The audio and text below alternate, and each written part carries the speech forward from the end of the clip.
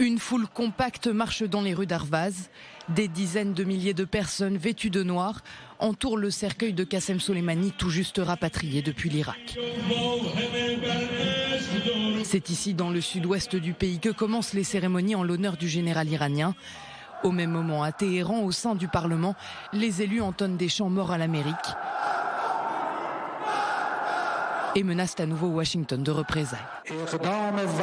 L'action sauvage du président américain est considérée comme un acte de terrorisme militaire. Vous devez savoir que cette aventure aura des conséquences douloureuses pour vous. Vous feriez mieux de faire vos valises et de fuir la région avant qu'il ne se passe quelque chose. Nouvelle surenchère après une mise en garde lancée samedi soir par Donald Trump. Le président américain assure que les États-Unis ont déjà établi un plan d'action au cas où leurs intérêts régionaux seraient pris pour cible. Que ceci serve de leçon et montre que si l'Iran attaque n'importe quel Américain ou actif américain, nous avons ciblé 52 sites iraniens, représentant les 52 Américains pris en otage par l'Iran il y a de nombreuses années.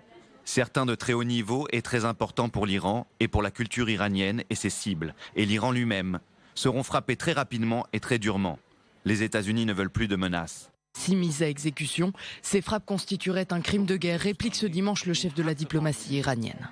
Cibler les sites culturels est un crime de guerre. La fin de la présence malveillante des États-Unis en Asie occidentale a commencé. Washington a annoncé le déploiement de quelques 3000 soldats dans la région afin de protéger ses troupes et représentations diplomatiques désormais ouvertement menacées. À Bagdad, les élus irakiens se rassemblent ce dimanche. Ils doivent se prononcer sur le sort des 5200 soldats américains déjà présents sur le territoire. Une présence que les minorités kurdes et sunnites irakiennes souhaitent conserver face à l'influence grandissante de l'Iran dans le pays.